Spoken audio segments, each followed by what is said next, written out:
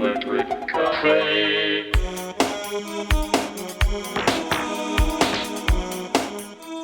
Hey everybody, welcome back to Electric Cafe. Today is day number 16 on my month-long focus month of May. Today's review is on the album called Insomnia Theatre by the band called Psyche. And Psyche was formed in 1982 out of Edmonton, Alberta, home of my favorite, by the way, favorite hockey team, which is in the Western Conference Finals. So I'm excited about that. I'm a huge hockey fan, huge Edmonton fan, huge Skinny Puppy fan as well. So I've been wanting to check out Psych for a very long time.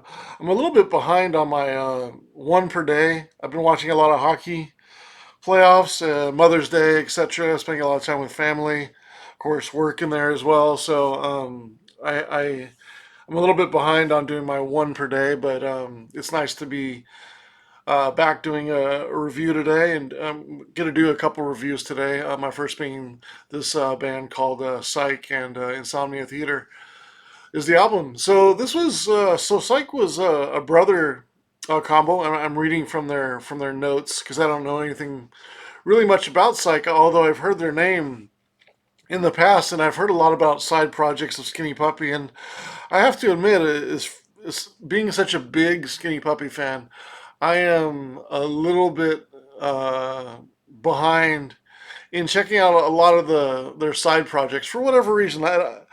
I think there's a part of me that I mean I have a couple Hilt albums, back in the day. I have a couple side projects of Kevin Key. I've really never heard a Ogre album, so I'd be curious if somebody recommends me an Ogre album. Sometimes I still have never heard an Ogre track, and just to like Doubting Thomases and all the sub projects, all the dub sides of Kevin Key, all the alternative, ambient sides and different projects. I've probably only heard a handful of albums from their side projects over the last 40 years, so I feel kind of embarrassed to say that, but in a strange way, Skinny Puppy is so perfect for me. I don't want to sully that image by checking out maybe lesser projects. And although I've heard some good things, especially the early '90s stuff of Kevin Key, which I'm blanking on the name, wasn't Doubting Thomas's, but was it the Garden one or some of those side projects? I'm blanking on the name, but I think it's his most popular side project. Again, I'm blanking the name. But I didn't know for the longest that Dwayne Gotel was involved in Psyche before he went to Skinny Puppy. I knew he was a fairly accomplished. He wasn't necessarily a new name or somebody who was new to electronics when he got into Skinny Puppy. I knew that he was, um, I knew he had done some stuff earlier, but I didn't know he was necessarily in a band. And when he came into Skinny Puppy and somewhat replaced Bill Lieb in 1986, it was like a perfect match for Kevin Key, and they really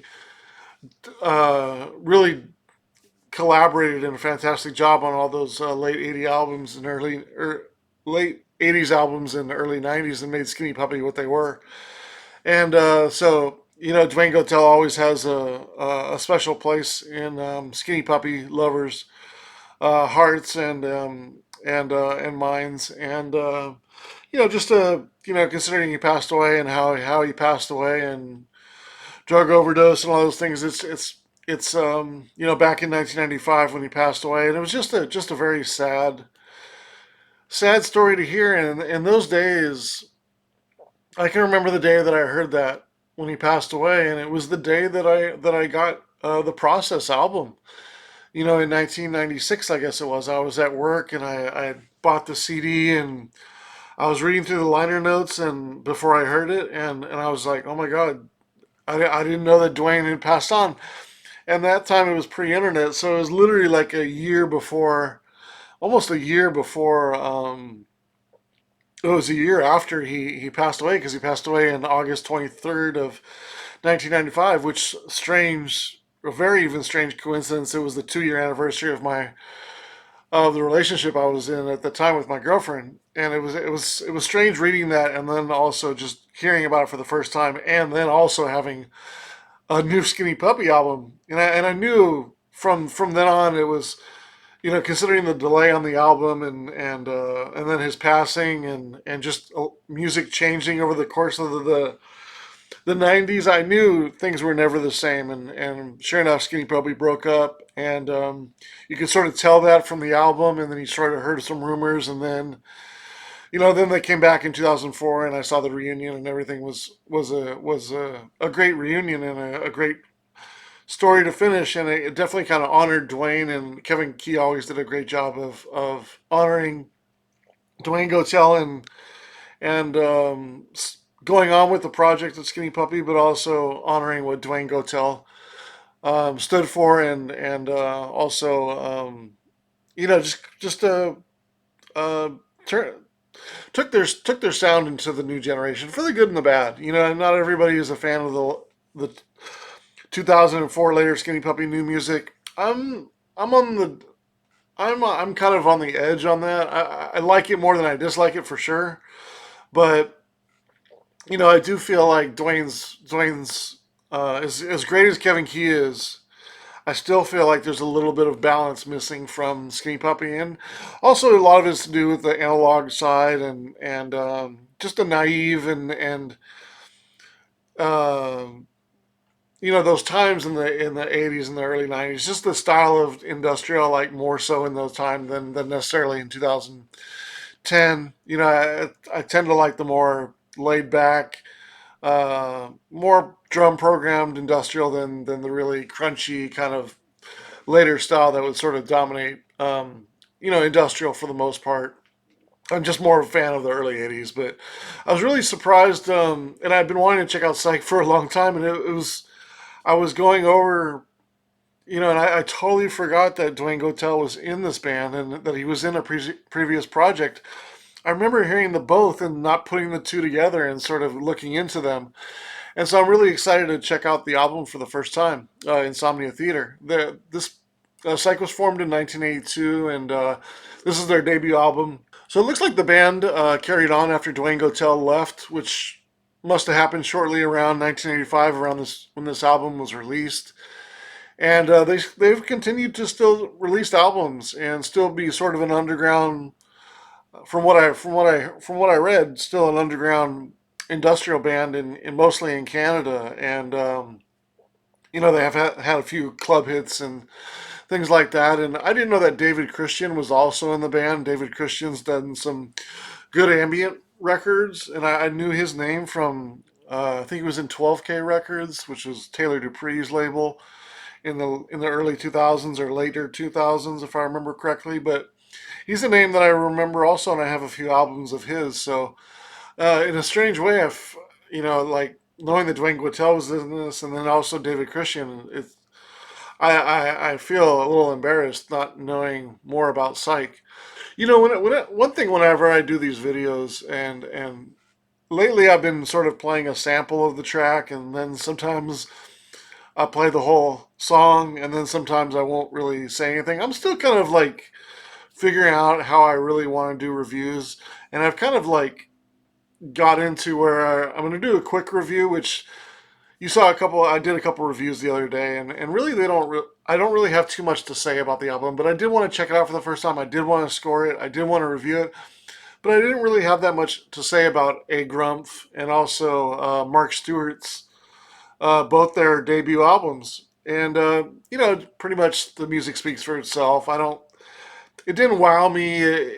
I would say it just didn't really make me feel like I really had much to say. I guess that's and so I guess there'll be times when I do sort of a quick review and just play the music, a little bit of the music, or maybe the whole song or the whole album and put my score on there. And then sometimes I'll do sort of a review like this, which is kind of a mid-level review where I do a little bit of background, but then I do talk about it at the end. And then sometimes I'll do a more in-depth review like I did with The Cure and Blood Flowers.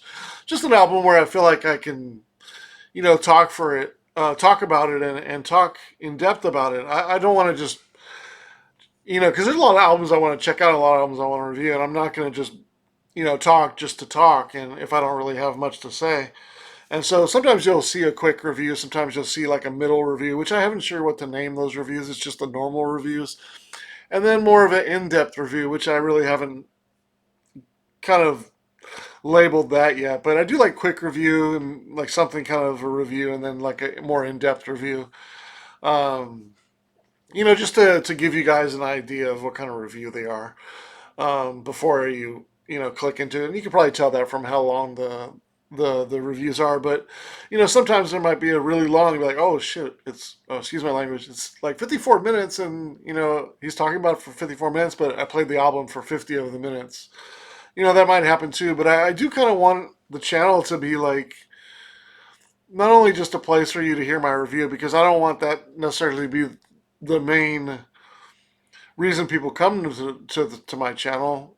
Although I understand it may will, because they could just go listen to music otherwise. But I do want the combination of playing music here too, and you feeling like you come to this channel and you hear a new album that you didn't know about it, and then you happen to see my score and then my thoughts on it, or maybe just my score on it. But maybe you come to my channel because I'm showing you a new album that you never heard of, and doing the digging for you, and sort of also giving my thoughts on it as well. It's sort of the combination.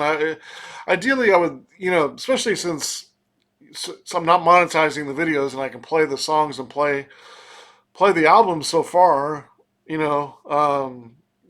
can be a channel that I can sort of present an album to you, and maybe you haven't heard it, or maybe you have, but maybe you'd like to hear it for the first time with me, and then also kind of score it in your mind along with me, or maybe you just want to hear a certain album, and I just happen to review it, so you can actually hear the whole album as well, and just happen to hear my review on it also. So it kind of serves dual purposes. You can hear me and then also hear the music as well. So I'm excited to play the music for you on my channel. I would rather my channel be a music and talk program than just a talk program. I don't want to. I'm not that exciting for a lot of people to come back and get that much of it. I feel like I do have some input and some good things to say based on my experience to sort of add to the conversation and sort of have a conversation with you guys. If you guys comment about certain songs you like, or albums from the band, or what my thoughts are, or what your thoughts are. But I also want it to be a channel where you come to the channel and listen to the music, and also just enjoy the music, and because that's what it's about, enjoying the music. So let's get on to reviewing Insomnia Theatre. There's, I believe, 8 tracks on here. 8 tracks. And I'll play a sample, or maybe you'll hear the whole song, and then you'll see my review above it, and then or my score above it, and then we'll come back and I'll give you my overall thoughts on the album. So, all right, let's check out Psyche's Insomnia Theatre from 1985.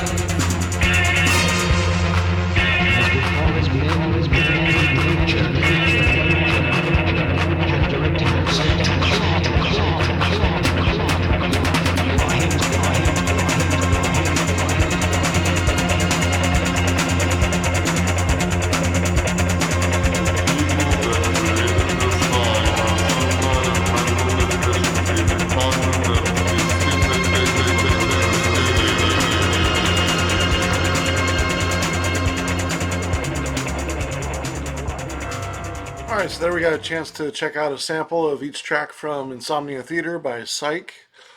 I enjoyed this album. I think it's a solid album. It's consistent. I do think it's a little short on on content, but considering there's 8 tracks, there's an instrumental that's fairly short, and then 2 tracks are basically the same. So you have like 6 1/4 tracks, or but that's kind of that's kind of par for the course when it comes to industrial albums in 1985. I do think the album is a successful balance of not only just industrial and EBM styles, but also experimentalism in the sounds, and also it's still being sort of straightforward dance music. I really like the bass lines, which definitely give it more of an EBM sound than an industrial sound. And I do feel like the album is it feels foreign. It doesn't feel like an American industrial album for the time, and it doesn't necessarily quite feel like a full-fledged German or European EBM album. So it does have that sort of Canada network sound of 1985, and sort of the experimentalism and rawness of 1985 in industrial music, and it really does a good job of balancing the two genres, and then also balancing good sounds along with good dance music. I do feel like they have something to say. Like, I feel like the words, the lyricist, the singer, like he does a good job. Um, I don't pay attention a lot to what artists sing about, especially like industrial music.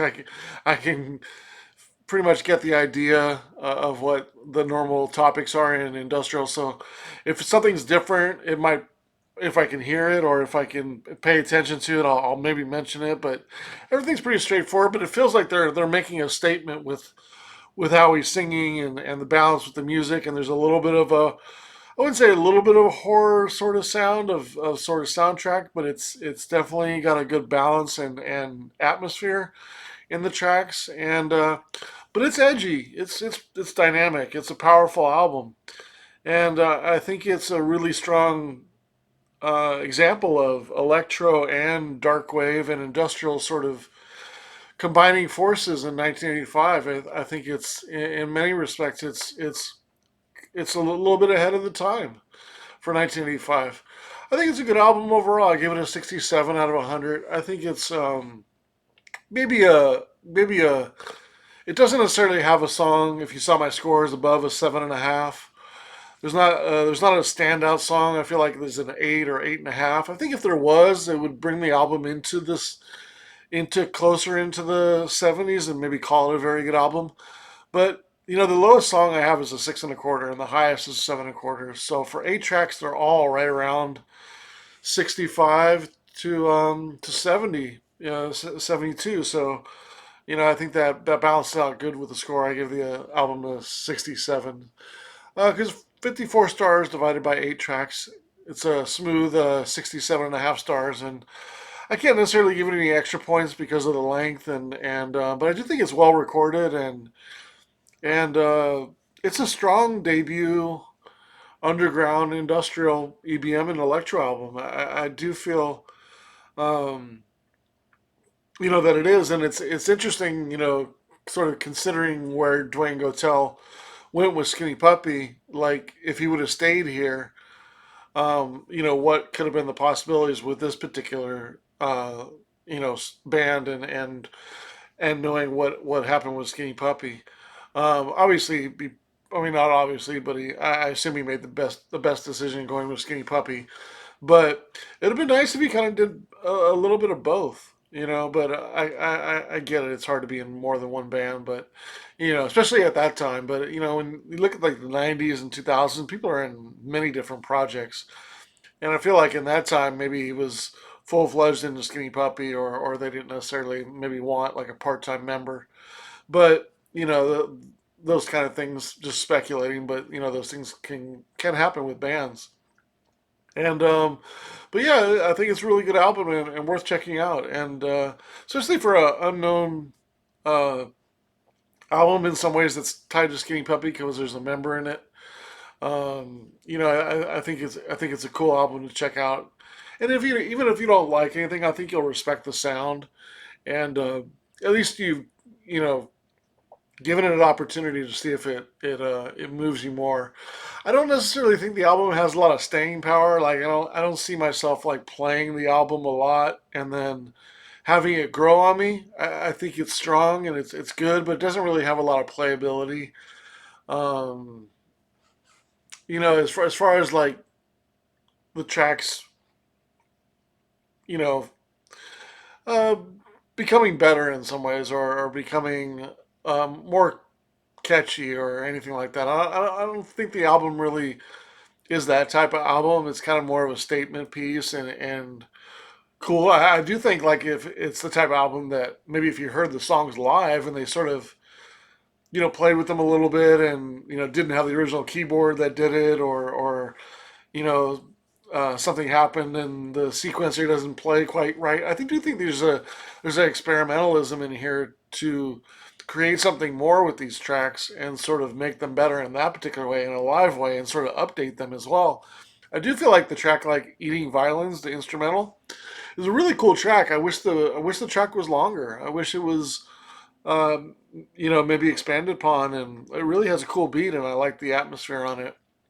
That's a good example of a track they could redo and or I would hear live and it would sort of grow on me in a different way. But I think as far as like the album listening to it, I don't see a lot of depth in the album as far as the songs them in particular. But I do feel like they're far above average and in some respects ahead of the time. For 1985. But yeah, that's my thoughts on Psyche's Insomnia Theatre from 1985. 67 out of 100 on the higher side of a good album for sure. All right, thanks so much for your support, and I hope you enjoyed the music. Electric cafe.